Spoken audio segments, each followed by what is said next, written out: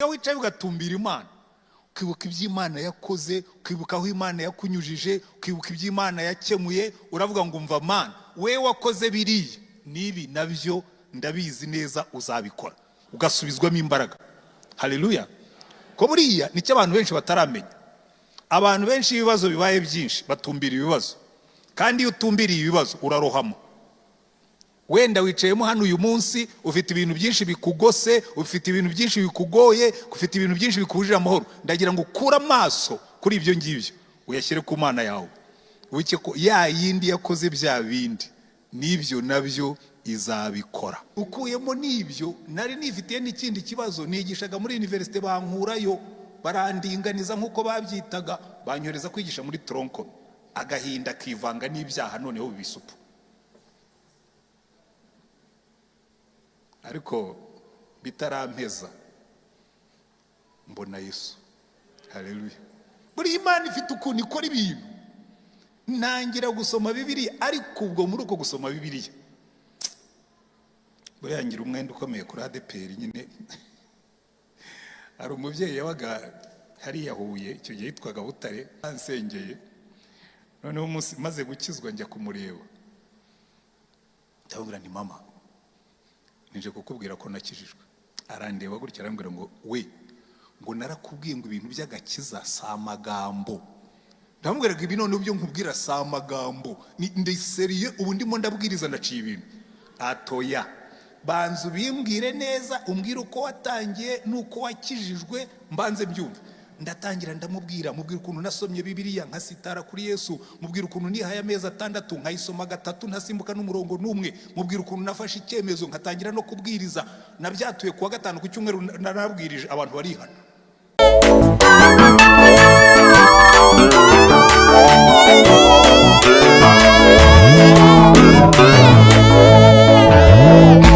Iyo itorero cyangwa gurupe y'abantu b'Imana baguhaye umwanya nk'uyu nguyu ngo ubwirize ijambo ry'Imana, baba kongerera amahirwe yo kongera utundi tunyenyeri ku rutugu rwawe mu bwami bw'Imana. Rero ndagira ngo nshimire ubuyobozi bw'itorero bukuru bwa ADPR, kubera yuko representa tubana muri steering committee ya Rwanda Shima Imana, bategura abantu bazajya hirya no hino gutera umwete abakristo kuri iki cyumweru cyo gushima Imana mu rwego rw'amatorero. Ku cyumweru tukazajya kuri stade, nigewe batoranije ngo nze hano, ubwo byo nabyo ndabibashimiye. Kwa ni umugisha, abanzi neza barabizi giye muri no minsi ndi mu kiruhuko cy'izabukuru, ngo nta paruwase nkiyobora, njya nsetsa abantu ngo meze nka motari udafite moto, aho abonye motari aroba yabona handi akaroba nuko. Rero uyu munsi narobeye hano, Imana ibahe umugisha. Kandi ni umunezero mwinshi, nageze hano numva bavuga ibintu mu gitabo cy'umuhanuzi Zakariya, hari ahantu yanditse aravuga ngo numvise amagambo anezeza umutima wanjye. Ibintu bigera kuri 3. Cyambere ni ukubona itorero rifata icyumweru cyose bakicara kugira ngo bashime Imana, atari ukuvuga ngo ni gahunda ngo yashyizweho na Rwanda Shima Imana na komite. Abantu bakicara bagashima Imana babyitekerereje, bakabyitondekera rwose. Uyu muco wagombye kudufataho. Ndenda kubabwiza ukuri, kimwe mu kintu kijya kinsubizamo imbaraga, iyo ibibazo byabaye byinshi ndicara nkashima Imana. Uzi impamvu? Iyo wicaye ugatumbira Imana, ukibuka iby'Imana yakoze, ukibuka aho Imana yakunyujije, ukibuka iby'Imana yakemuye, uravuga ngo umva Mana, we wakoze biriya nibi nabyo ndabizi neza uzabikora, ugasubizwamo imbaraga. Haleluya. Ko buriya nicyo abantu benshi bataramenya. Abantu benshi ibibazo bibaye byinshi batumbira ibibazo, kandi iyo utumbiriye ibibazo urarohama. Wenda wicayemo hano uyu munsi ufite ibintu byinshi bikugose, ufite ibintu byinshi bikugoye, ufite ibintu byinshi bikubujije amahoro. Ndagira ngo ukure amaso kuri ibyo ngibyo uyashyire ku Mana yawe, wibuke ko ya yindi yakoze bya bindi nibyo nabyo izabikora. Ya yindi yakemuye bya bindi nibi nabyo izabikemura. Haleluya. Niyo mpamvu nkunda gushima Imana. Icya kabiri, iza gahunda numvise hano, nkunda kubibabwira. Iyo nje hano, jewe nakuriye hano, ntari umukristo wa hano. Ngewe nkizwa muri 83 hano ADPR buriya ntabwo yamye ari nini. ADPR yari ikiri ntoya, hirya no hino hari ibyumba hari iki, ariko hano Nyarugenge iteka ryose habaga amateraniro. Iyo nabaga ndi i Kigali, ko ngewe nari umukatolike kwa padiri nyine, ntabwo ngiye kubavuga nabi, ntabwo nsebanye, ariko kubona amateraniro hamagarira abantu kwihana. Icyo gihe ADPR bari bafite inyigisho zo kuzura umwuka, rero nicyo nakundaga kuza gusengera hano. Iyo nabaga ndi i Kigali iteka rero numva afite akantu kameze nka attachment, akantu k'akagozi kagufataho. Burya ahantu wasengeye iyo uhagarutse wumva hari ikindi kintu, ariko si ibyo ndimo. Reka twihute kuko n'igihe kiragenda. Uyu munsi ni umunsi wo gushima Imana, n'inyigisho dufite zijyanye no gushima Imana. Ndasoma ibice 3 byo muri Bibiliya nigishe ku ntego 3. Ni bande bashima Imana? Icya kabiri, imbuzi ku bantu bibagirwa gushima Imana. Hanyuma icya gatatu, uburyo bwo gushima Imana. Reka dufatanye ijambo ry'Imana dusanga muri Zaburi 107.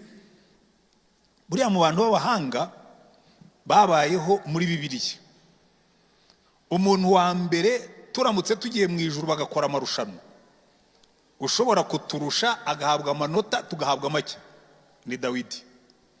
Dawidi murabizi, akenshi iyo umuntu avuze Dawidi abantu benshi gihita kiza mu mutwe we ni umuntu wishe Goliyati. Abantu benshi nicyo bazi kuri Dawidi, ariko nimusoma mu gitabo cya Samweli hari ahantu Dawidi avuga ngo amagambo ya nyuma ya Dawidi, umuhimbyi w'igikundiro wa Zaburi za Isirayeli. Dawidi ashaka ngo bamwibuke nk'umuntu waririmbye Zaburi. 3/4 bya Zaburi usanga amagambo arimo ni amagambo yo gushima Imana, kuko Dawidi yari azi aho Imana yamukuye.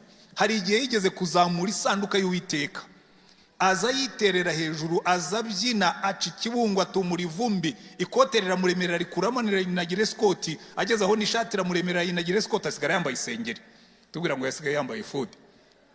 Noneho umugore witwa Mikali wari umenyera ikintu cyitwa protokole. Protokole ni umwana wari waravukiye ibwami, uzi uko umwami agenda, uzi uko umwami afatwa, uzi uko umwami atera intambwe, uzi uko umwami areba. Abona Dawidi arabyinana n'abaturage, yambaye isengeri, araca ikibungo, aratumura ivumbi, ngo amugayira mu mutima. Ariko Dawidi amugeze imbere, yaje ngo aje kumusabira umugisha, kuko Mikali yari afite ikibazo. Yakundaga Dawidi ariko yari afite ikibazo, ntabwo bari bahuje umutima ku bijyanye n'Uwiteka.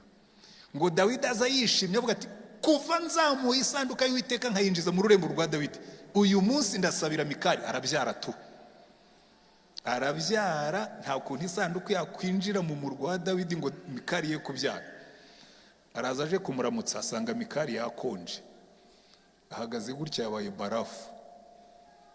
Aramubwira ngo nuko rero ngo wahagaragaye, ngo uribeyura, ngo nk'umuntu utagira agaciro, ngo urabyina utumura ivumbi, ngo umwami wa Isirayeli wari umuntu w'umupfasoni w'umunyacyubahiro, ngo uribeyura, ukuramo ishati usigara wambaye isengeri, abantu babona intugu zawe, uri umwami.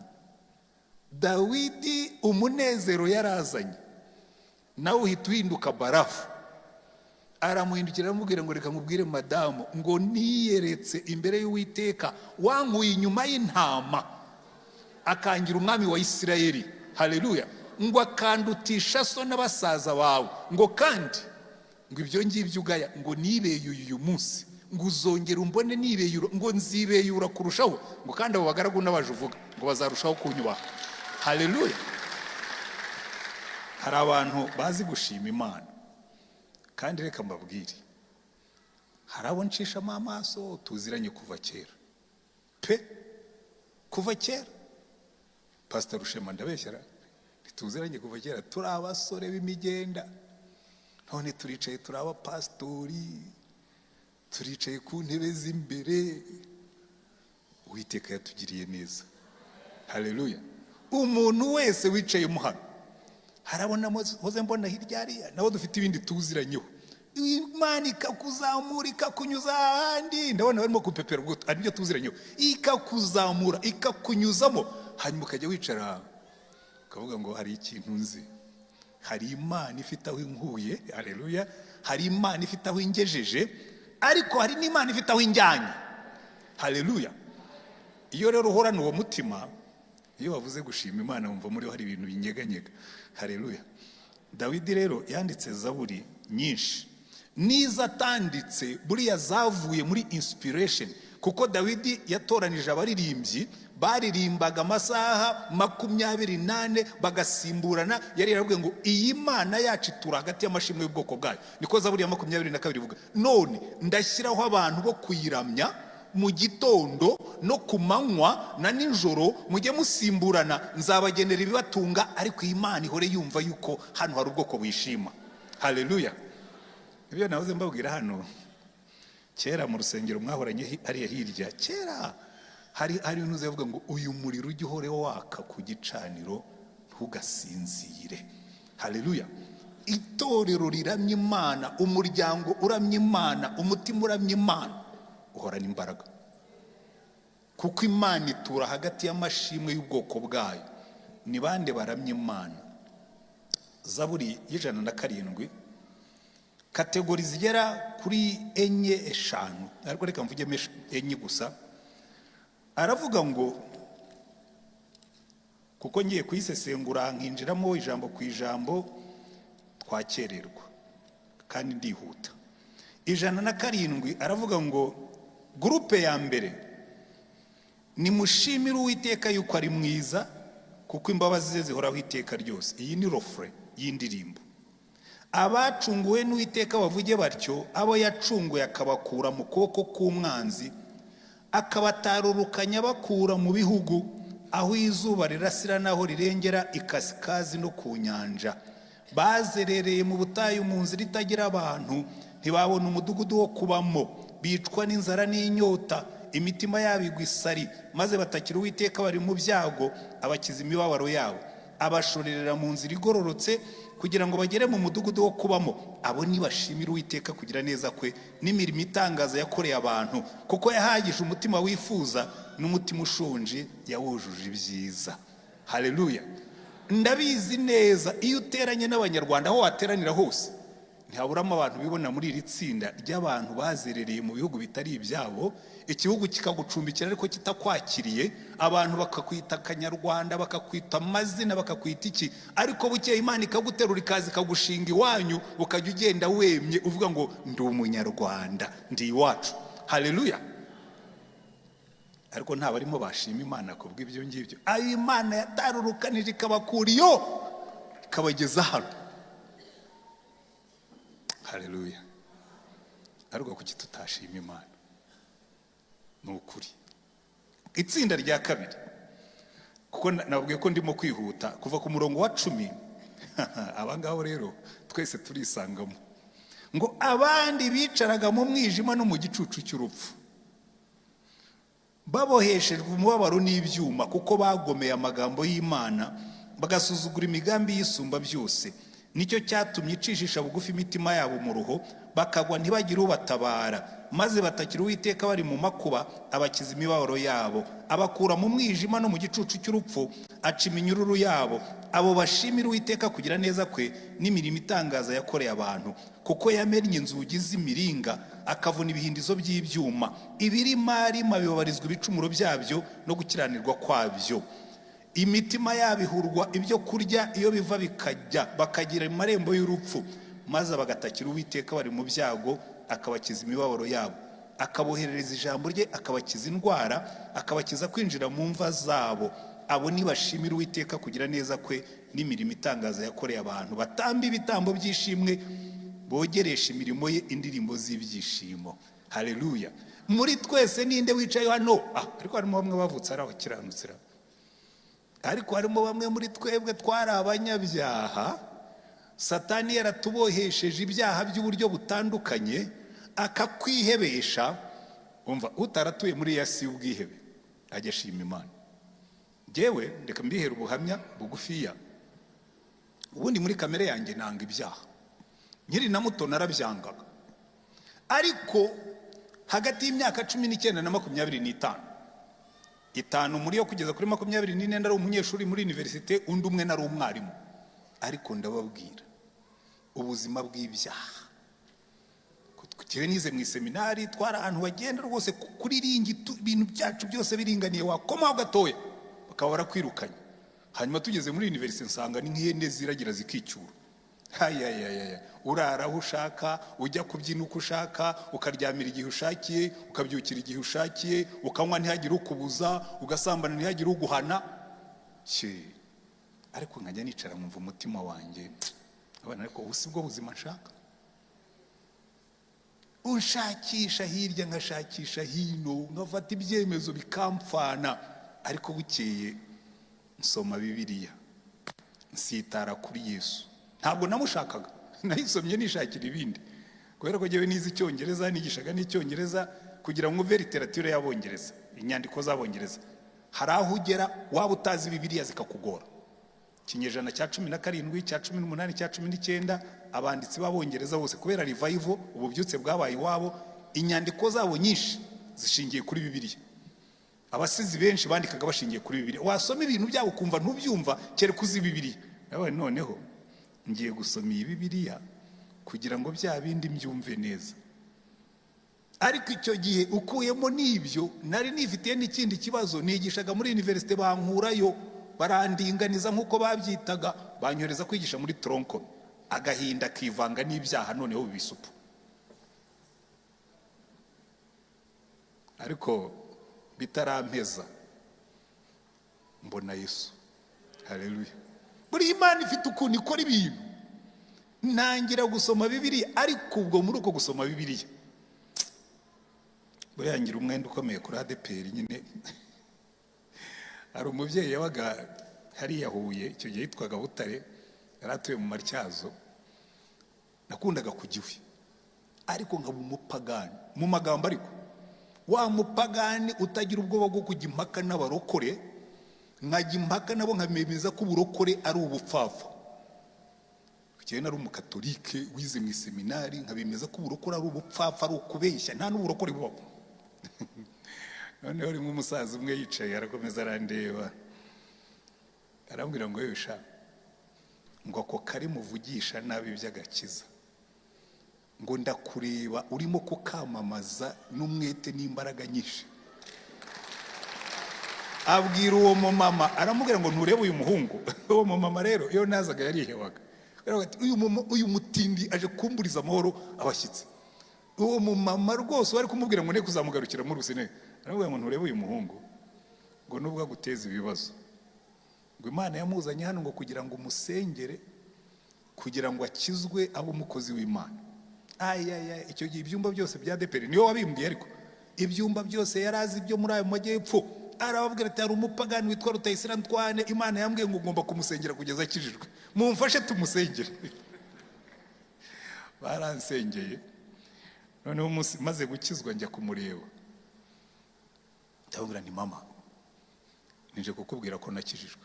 Arandeba gutya arambwira ngo we, ngo narakubwiye ngo ibintu by'agakiza si amagambo. Ndamubwira ngo ibi none byo nkubwira si amagambo, ndiseriye, ubu ndimo ndabwiriza ndaciye ibintu.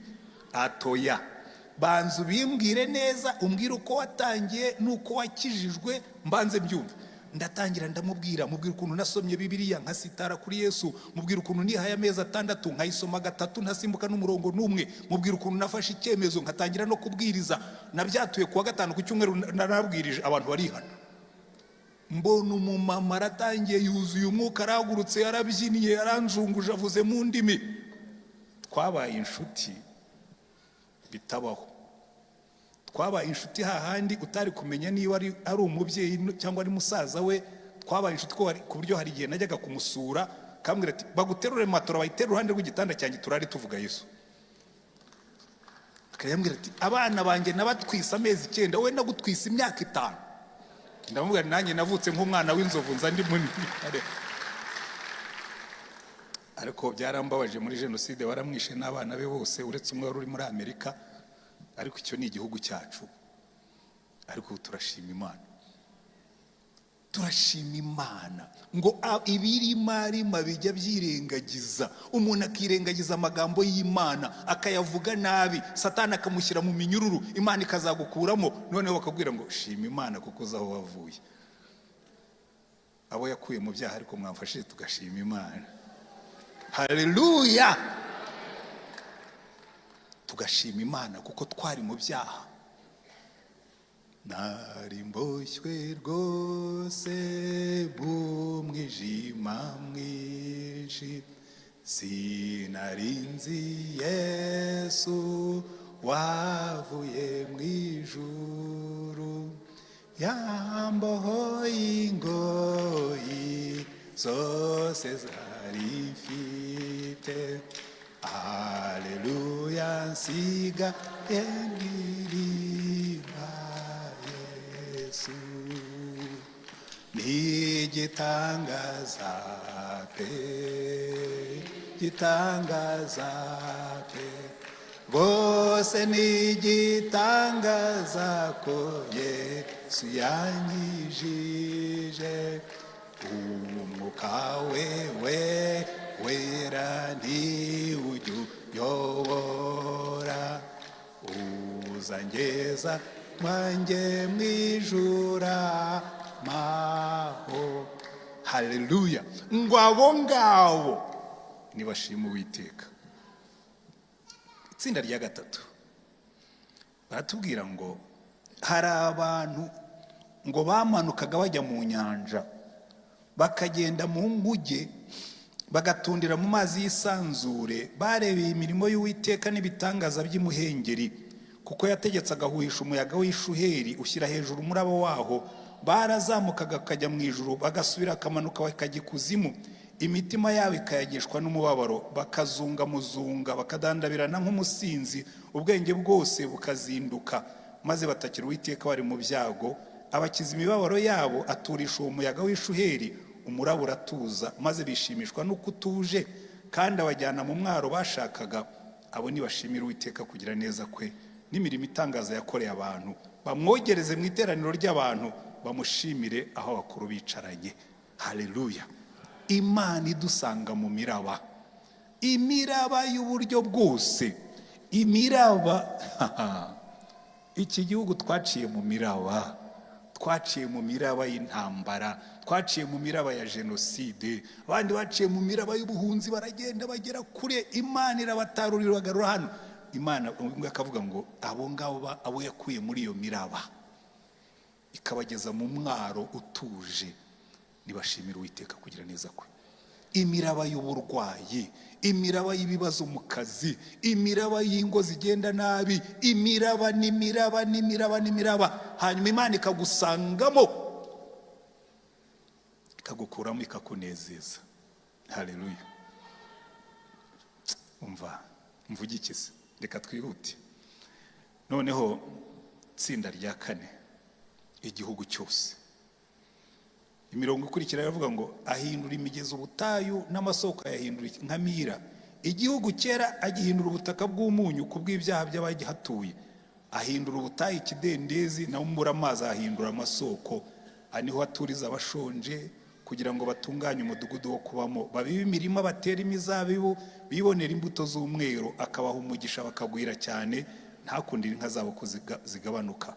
Kandi iyo bagabanutse bagacishwa bugufi n'agahato n'ibyago n'umubabaro, asuka igisuzuguriro ku bakomeye, akabazerereza mu kidaturwa kitagira inzira, agashyira hejuru umukene amukuye mu makuba, akamugwiriza imiryango nk'umukumbi. Abakiranutsi barabireba bakishima, ubugoryi bwose bukizibakanwa.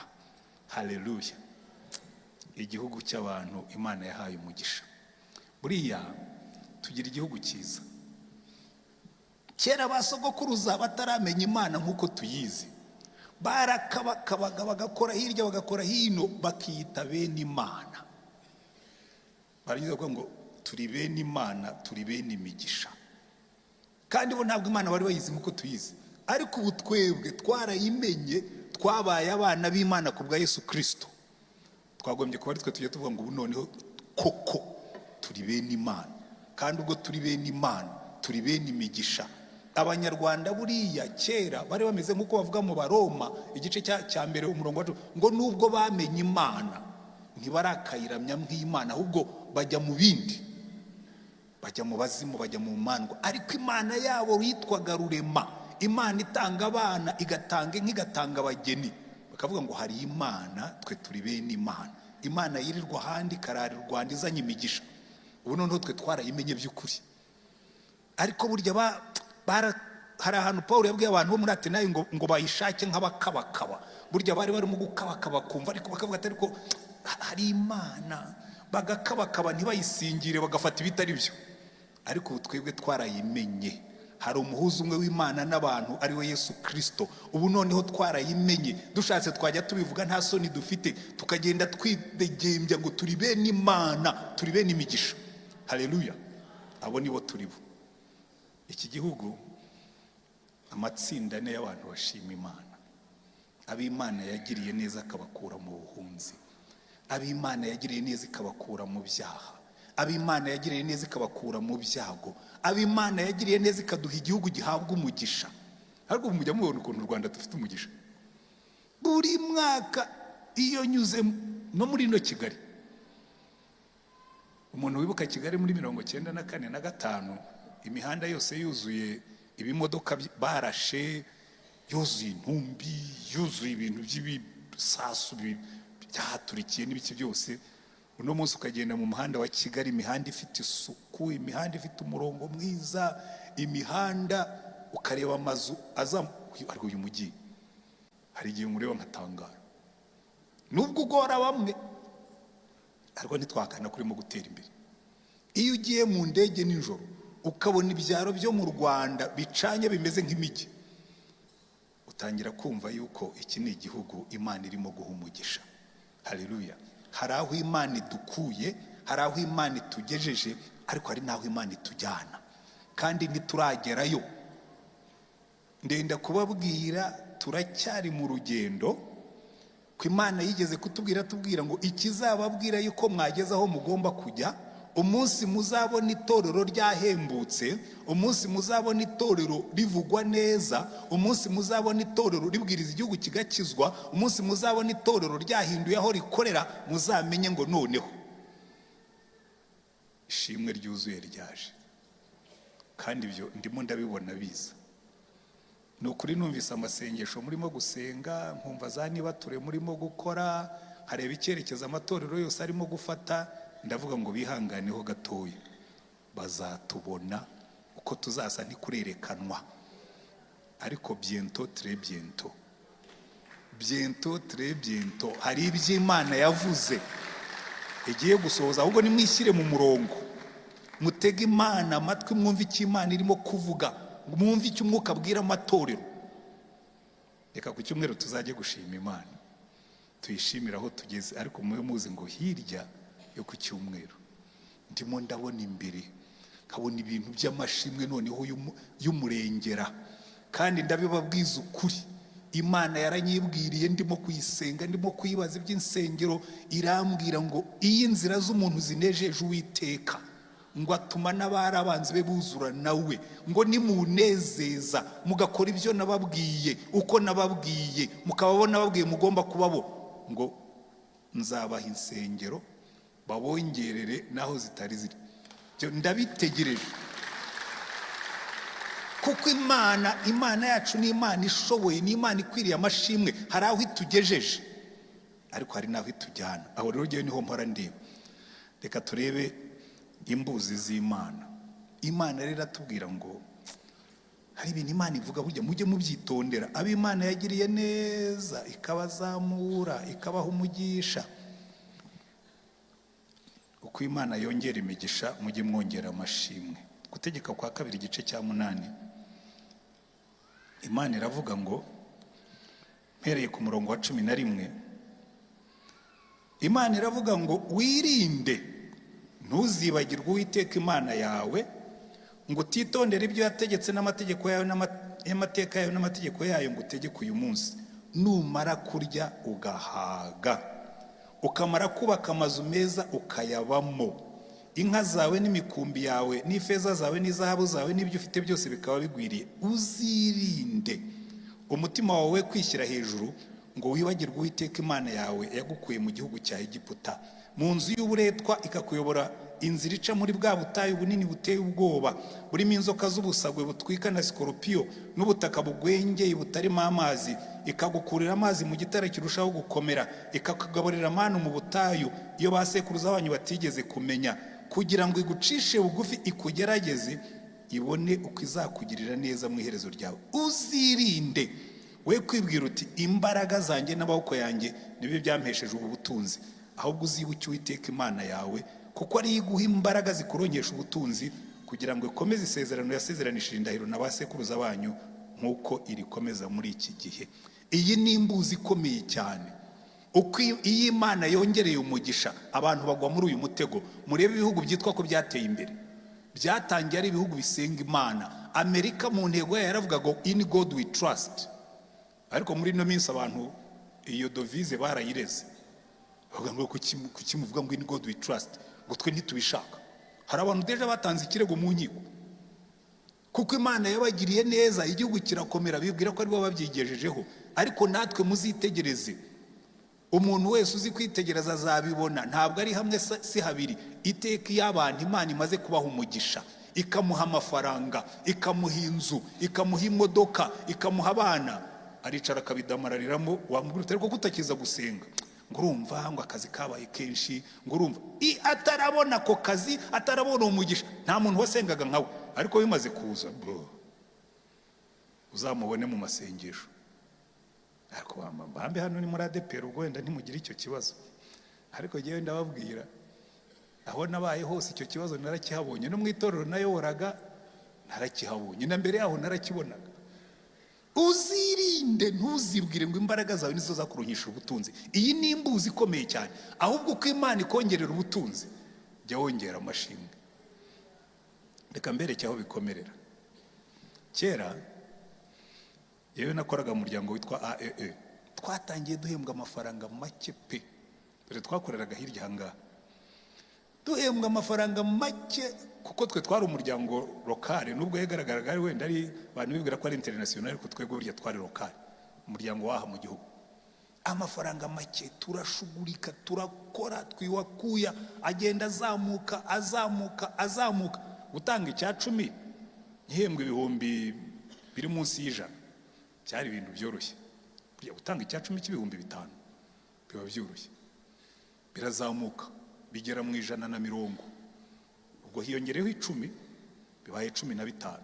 Ariko byabaye ikibazo umunsi byageze muri miliyoni na ngiye gusinya sheke y'icya 10 mbona biragera, ndabona bibaho se imibare 6. Buriya rero abantu benshi iyo Imana imaze kubaha umugisha ukaba mwinshi, batangira kuyigerera. Abantu ngo ngo Imana yampa miliyoni 100, ngo nkafata miliyoni 10 nkaziterura nkazijyana mu rusengero ngo ni icya 10. Yes, ubwo wahawe byinshi uzabazwa byinshi, ubwo wahawe byinshi shima cyane. Ariko ndabizi bamwe batangiye kundakarira, reka ndekera aho ngaho.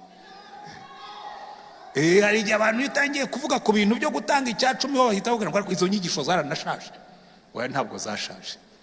Ntabwo dutanga icya 10 nk'itegeko, tugitanga nk'ishimwe. Umuntu wibuka ko Imana yamugiriye neza. Rero hari abantu bamwe bakubwira ngo oya, ngo ngewe nzajya nkitanga tugiye kugura ibyuma. Oya, gitange nta n'ibyuma baguze, ugitange nta na mikrofone bagiye kugura, ugitange batagiye kubaka urusengero, ugitange buri kwezi kuko Imana yaguhaye umugisha. Uko iguhaye umugisha wongera ishimwe. Iyo nge niyo principe yanjye.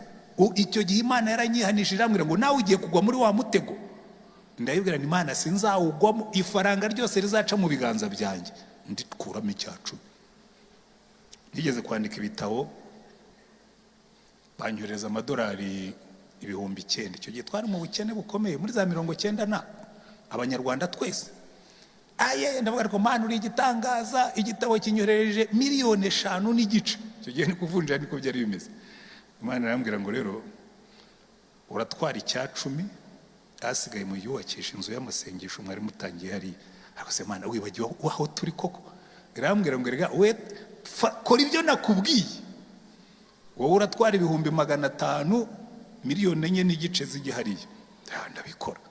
Ariko buri Imana nikubwira ikintu ujye ugikora. Ibyo bacapishije byakurikiye yabisize ubukundiririza, banyoreza amadolari 30,000 nkuramo inzu.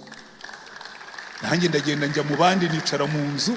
Ko impamvu mbabwira ibi ngibi ni ukugira ngo umenye kubahisha Imana ibyo iguha byose, kandi uko imigisha yiyongera twongera ishimwe, kandi ishimwe si ibyo uyigenera, nibyo yategetse. Iby'Imana yategetse bari ibyo ugenderaho. Ariko reka mbabaza ikibazo hanyuma njye ku musozo. Niba umuntu wacuruje agataro agakuramo 2,000, akuramo 200, muzumve bari abagore bacuruza udutaro, uretse ko natwo dusigaye tugoye kuducururiza muri uyu mujyi. Ariko bo niyo atatanze icya 10 arasitara akavuga ati Imana yamaranye ko ntatanze icya 10. Ariko wabonye miliyoni 100 akuyemo 10, 90 zamutunga zigakora n'ibindi. Ariko kugira ngo azazire kuri gushima Imana bigenda bigora abantu. Niyo mpamvu natangiye mbabwira ibya Mikali na Dawidi. Mikali gushima Imana byaramugoraga kubera ko yumvaga dignity ye idashobora gukomera Imana amashyi. Natwe hari igihe Imana iduha umugisha tukumva kubahisha Imana icya 10 cya miliyoni 10 nazitanga wenda bagiye kubaka urusengero, kuko iyo nzitanze bagiye kubaka urusengero bankomera amashyi bakavuga ko ndi umuntu w'igitangaza. Zitangiye muri envelope nta nuzi ko wazitanze, we kumenya ko ari nawe wazitanze nibwo uzamenya ko uzi gushima. Ntimundakarira ariko.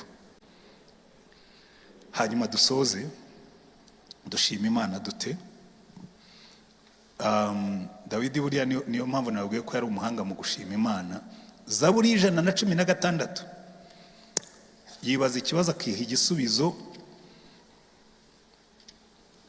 Kera tukira abakatolike bamwe mwabayeho namwe mu iyo ndirimbo murayizi. Uhoraho zakwituriki ibyiza wampaye. Zaburi 116 umurongo wa 12 iravuga ngo ibyiza Uwiteka yangiriye byose ndabimwitura iki. Agatanga igisubizo, nzakira igikombe cy'agakiza nambaza izina ry'Uwiteka, nzahigura Uwiteka umuhigo wanjye, niko nzawumuhigurira mu maso y'ubwoko bwe bwose. Haleluya. Ikintu cya mbere ugomba gukora cyo gushima Imana, muntu wicayemo hano Imana yarakugiriye neza, banza wakira igikombe cy'agakiza, wakire Yesu nk'umucunguzi n'umwami. Niryo shimwe risumba andi mashimwe yose, kubera ko ikintu dukora iyo twakiriye agakiza, ufata ubuzima bwawe bwose ukabushyira ku gicaniro ukavuga ngo Mana ndakwiyeguriye ube umucunguzi w'ubuzima bwanjye, ube n'umwami w'imibereho yanjye muri byose. Iryo niryo shimwe risumba andi mashimwe yose Imana yishimira. Uwiteka ibyiza wangiriye byose nzakwitura iki, nzakira igikombe cy'agakiza. Waba warakiriye Yesu nk'umucunguzi n'umwami wawe, waba umwumvira muri byose nk'umuntu wishimira umwami wakugiriye neza. Haleluya. Ngo umugaragu umwe umwami yari yaramutoraguye ku cyavu, afite imisatsi yashokonkoye ari ingegera, afite inzara zidaheruka gucibwa n'ibindi byinshi. Aramuzana mugira umwana we, noneho afata ya misatsi bamwogoshe avuye mu bugegera ayirunda hamwe na za nzara abishyira hamwe n'ibindi byose, n'imyambaro yajyaga yambara y'ucwashwa bari abishyira hamwe, arabizinga abishyira mu kazindori akajya yambariraho. Ariko avamo umuntu w'intwari. Noneho ngo yajya kwivuga akitakuma ati mwanga umwami wankuye yankuye. Bukeye baragenda bamurega ku mwami, nubwo rero hariya kiriya kigabo nubwo wagihaye amahirwe ukakigira igitoni, ariko ni ikibwa. Icya mbere ntikigira ikivugo, aritakuma agakubita amababa nk'inkoko, yarangiza akayamanura ntacyo avuze, akavuga ngo wanga umwami. Icyo ni ikivugo. Ati kandi hari n'ikindi kiba afite, atafite inzaratsi agendana ntajya azikuramo, ashobora kuba ashaka kuzakoroga. Umwami aramuhamagara aramubwira ati sha n'ukuntu nakugiriye neza, bakundezeho yuko ngo nta kivugo ugira kandi gugendana n'inzaratsi. Aramubwira ati nyagasani ikivugo cyo ntacyo ngira pe, njya kwitakuma ngo mvuge ibyo nakoze. Nakwibuka ko iyo utankura hahandi ibi ntabyo mba narakoze. Ati nkavuga ngo wanga umwami wankuyeyo narindi. Ati icyo nicyo kivugo cyanjye, niwe kivugo cyanjye. ati naho inzaratsi zo tiyenga nzi kwerekeza akuramo bya bintu avuga ati iyi misatsi izi nzara ubu bucwanshwa bari narabibitse ngo bijye binyibutsa yuko iyo utankura hariya simba ndicyo uyu munsi. Nta nzaratsi mfite urwibutso rwaho wankuye. Haleluya. Aho rero natwe niko twagombye kumera kuri Yesu, ukagivuga ngo umva Yesu, iyo nibutsa aho wankuye ntacyo ntakora, iyo nibutsa aho wankuye ntacyo ntatanga, ugashima Imana. Amen. Umuririmbyi yabivuze neza, ndashoje. Avuga ngo that's my favorite song. Abantu banzi bose barabizi ko iyo ni indirimbo yanjye y'inyamibwa. Nabonye umukunzi mwiza yarankunze, ntazi uwo mwami yamfatishije umugozi, ari rwo rukundo rwe, izo ngoyi ze zanteye kubimbataye rwose, genduwe nawe nuwanjye kugeza iteka ryose, jye nabonye y'umukunzi mwiza, kera yaramfiriye, yaranguza ubugingo, nawe yaranyiha yeno n'ibintu mfite byose, ntabwo nkibigundira ibyo ntunze nanjye ubwanjye, n'iby'uwo mucunguzi, ibyo ntunze nanjye ubwanjye, n'iby'uwo mucunguzi. Amen. Ndagira ngo uyu munsi ari twebwe tumaze igihe kirekire tugenda muri iyi nzira tuyikomeyemo, twongere turonuvure, twongere tuvugurure iri sezerano ryacu, handi tuvuga ngo ibyo ntunze nanjye ubwanjye ni iby'uwo mucunguzi. Iyo ufashe wowe ubwawe ukishyira ku gicaniro nk'igitambo kizima, ubwo ni ibyawe byose. Aha mu mufuka wanjye mfitemo urufunguzo rw'imodoka, hano mfitemo na karite ya banki mu byangombwa. Ndamutse niteruye nkishyira ku gicaniro, ni ukuvuga ngo amafaranga yanjye yose n'imitungo yanjye byose byagiye ku gicaniro. Ibyo ntunze nanjye ubwanjye ni iby'uwo mucunguzi. Are you ready? Uriteguye?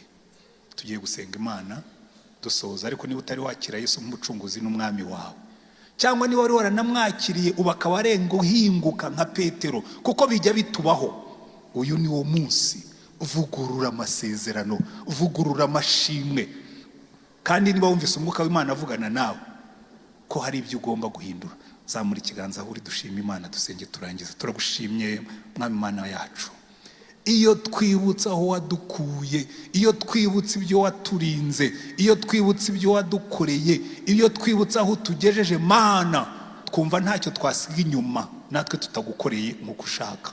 Reka ubushake bwawe bube kuri aba bantu bose. Reka buri muntu wese uri aha ngaha yongera avugurura imibanire ye nawe. Mwami, twaragukunze, Mwami, twarakubashye, tugiciye bugufi, uratuzamura tugeze aho tugeze. Reka tujye tukubaha. Dawidi yarakubahaga ari umwami, akakubyinira. Umunsi wo kubaka urusengero, izahabu n'ifeza nibyo yari yararundanije bye bwite, yaravuze ati nabyo ndabitanze ngo urusengero rw'Imana rwubakwe. Reka tuba abantu bakubahisha imibiri yacu, tuba abantu bakubahisha ubuzima bwacu, tuba abantu bakubahira mu miryango yacu, tuba abantu bakubahira mu kazi kacu, tuba abantu bakubahisha ubutunzi bwacu. Iminsi yose yo kubaho kwacu tuba ubwoko bukubaha kandi bukakubahisha. Habwa icyubahiro, shyirwa hejuru, ubwoko bwawe buhabwa umugisha, mu izina rya Mwami wacu Yesu Kristo.